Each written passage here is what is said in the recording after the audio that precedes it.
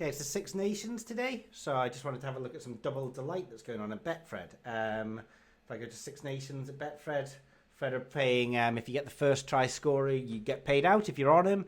If he gets a second try, you get double odds, which incidentally on rugby is generally quite bigger than football because there are more players on the pitch. First try scorer is generally higher odds in rugby than it is in football. Also, there are more expected tries in rugby than football. So there's more opportunity for us to get that double delight. Let's have a look at matches. Italy, England are coming up now at bookie bashing. We have this X tries tools, X tries, X touchdowns, because that's where everything exists in the same. It's sort of the same model. It's used for tries and touchdowns. We can filter by sports. Let's filter by rugby union, and then we got the French top 14. But here's Italy, England. An expected number of 6.6 tries. It starts at 2:15. It is 2:00 now, so we're quite close to kickoff. So I've gone into players. What I see in players is a bunch of players. Anytime try scorer. This is the input source. We take this from Best Bookmaker price plus margin. We use fave long shot bias in it. And from that, we can get the expected tries. Now, look, if there's an exchange price that's traded for any time try scorer, we'll switch from Best Bookmaker price over to the exchange because we think that that's a more powerful input source indicator. Okay, but we get our expected tries for this. Now, we can make sure that the expected tries sum up to the number of tries that we expect to get in the game. A little bit like we can do in football, anytime goal scorer. There are 30 players, so we would have to go through and assign who is starting, who is not starting. So if you want to do that, the functionality exists there. If you don't think Monte Ione is starting, just turn them off.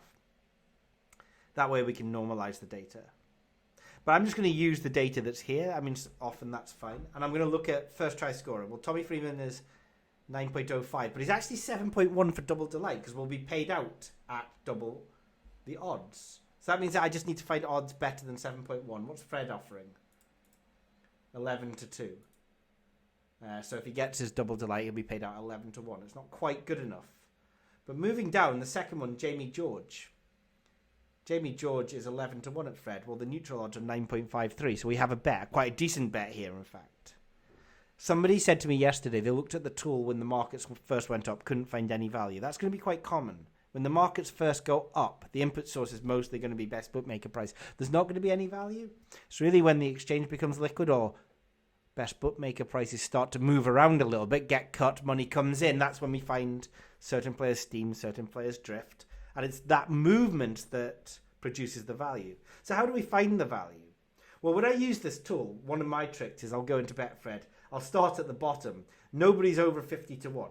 That means for me, I don't care about any player with neutral odds for DD over 54. I mean, Federico Ruzza, neutral odds are 72. Well, nobody's over 50 to 1, so I don't need to look at those guys. I'll kind of look a little bit short in the field. The value tends to be mostly on the more, bottom end of the field than the top. By that, I mean the favourites rather than the outsiders. Sometimes you can get your odd 20 to 1, 33 to 1 that's good.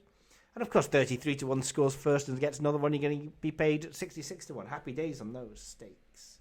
How do I track them then? Well, use the bet builder. So if I go into the bet builder, bookie bashing lines, player tries, choose your game. Here's Jamie George. Make sure the metrics that you use isn't first because the first neutral odds is 11.58.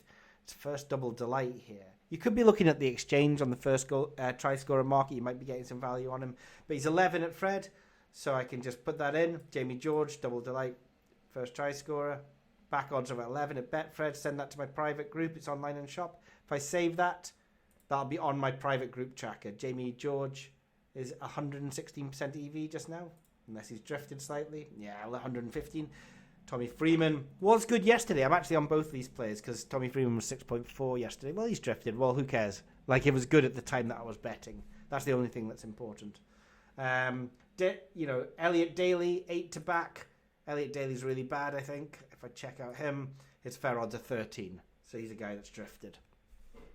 Could be a number of reasons for that. He could be starting on the bench. Haven't checked the lineups. You could check it if you wanted to. You generally don't want to be betting on players on any sport that are starting on the bench. But I don't care. So what I would do is I would maybe load up my favourite 5 or 6 that I wanted to keep an eye on in this game, send it to my private tracker. I can then go golfing. My runner goes to the shop. He picks it up later. If anyone's drifted into plus EV, he's going to bet on it. What about in the Scotland match later? If I just pop over to all games, go to Scotland. I'm having a look at Van der Merwe there, 7.87.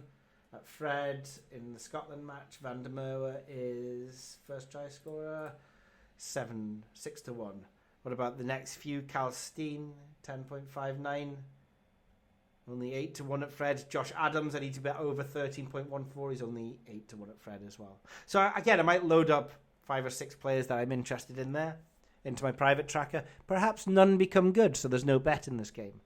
Perhaps some get to 98, 99% EV while they're steaming in. You might choose to bet on them because they're steaming in at that point. You know, I'm not adverse to my runner going to the shop and saying, who am I going to bet on? Somebody's 99% EV. I'm not really not betting on him because he's not 100% EV. I'll bet on him because he's steaming. Other people, they'll want him to be over 100% EV. It's personal risk tolerance, you know. So, yeah, that's Double Delight.